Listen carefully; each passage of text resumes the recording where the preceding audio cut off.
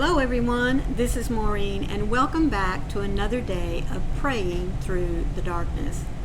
So I have a funny story for you today.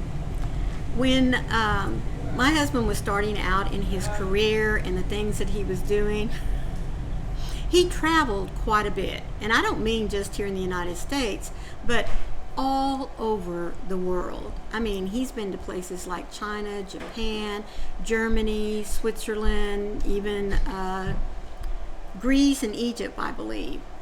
Mexico, Canada. Like I said, he's been all over. And one time when he was asked, coming back into the country, they're checking your passport, seeing where you're coming from and this kind of thing. And I don't know exactly how the question is asked because I've never traveled outside the country. But it's something like declare your citizenship, I believe is maybe how it's worded. Those of you that have traveled out of the country and come back in, you know what that question is. Anyway, my husband's answer, without even flinching, was, I'm a Texan. Well, imagine the look on that person's face that's looking at his passport, looks back up to him and says, "Sir, I need for you to declare your citizenship." And honestly, at this point, Wayne was not, it wasn't a joke to him, and he just said, I'm a Texan. So one more time, third time's supposed to be the charm, right? Very slowly, and this big old grin on his face, he says, "Sir, I need for you to declare your citizenship." Well, ding, the light bulb goes off and he says, "I'm sorry. I am from Texas, but I am a U.S. citizen." So after that, just every once in a while, he would go overseas, come back, and of course he remembered from then on that he needed to say he was a U.S. citizen. But just every once in a while, he'd come up to that booth and he could see that person needed a giggle or a chuckle for the day. So when they would ask the question, he would just very proudly say, I'm a Texan. And then he'd say, "I am a U.S. citizen." Just to see how they would react. Oh my word. To me, that's just one of the funny little quips, memories that he has from his travels around. But seriously, when you stop and think about it, once we become a Christian, we have the best citizenship of all. And that's the citizenship in heaven. And what's really awesome about that is that it doesn't matter what skin color you are, what gender, male, female. It doesn't matter your age. It doesn't matter where you truly love to hail from.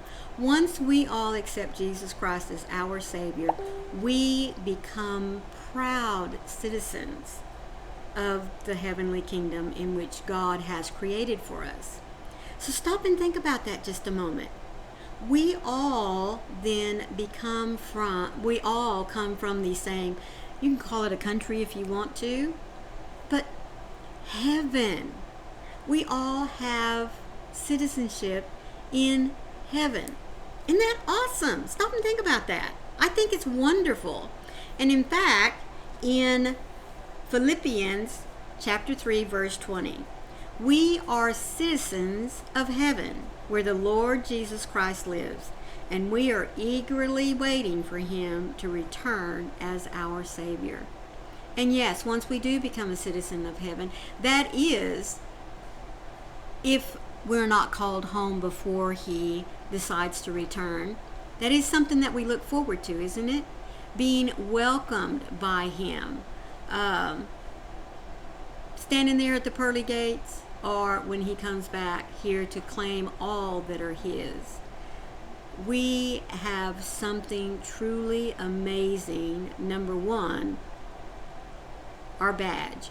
We are citizens of heaven, but we also have that ticket that says when Jesus comes back to claim his own, there's our ticket, because we have accepted him as our Lord and Savior.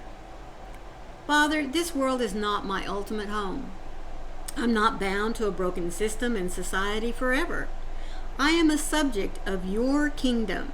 Isn't that wonderful? I'm a subject. I'm a citizen of his kingdom, and your ways supersede the laws of this world.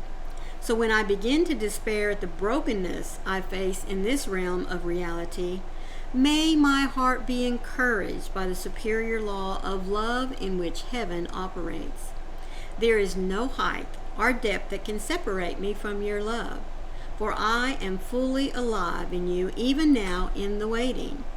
Help my courage to be strengthened to live by your example, Jesus, knowing that your return is surely coming. You will not disappoint, and your timing will be perfect.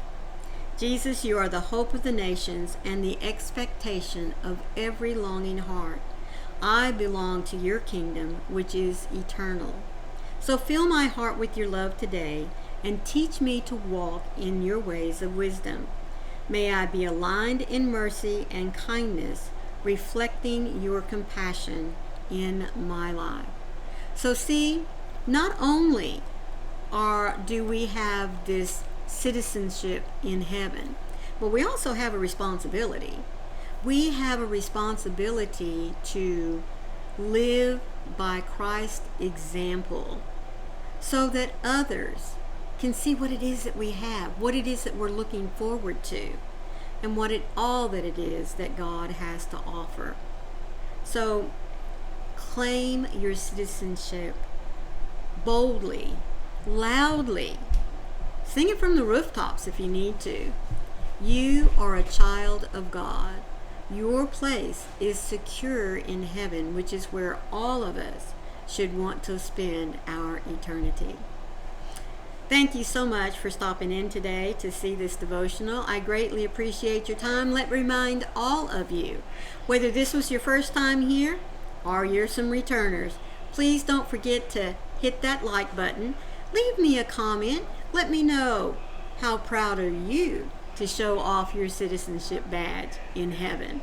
Don't forget that these devotionals come to you every day from this little blue book that's put out by Broad Street Publishers. There's a link for you down in the description box. All you have to do is click on it, and remember, it makes a great gift with the holidays coming up or for a birthday, just whatever. Maybe you want to uplift a friend. Get them one. They will thank you for it. As always, folks, where life chooses to drag you down, make the choice to not let it. Let God's love fill you today, and let that love carry you to get about your Father's business, because he can take care of Satan. Don't worry about that. And remember, I love you guys. I'll see you tomorrow. Bye.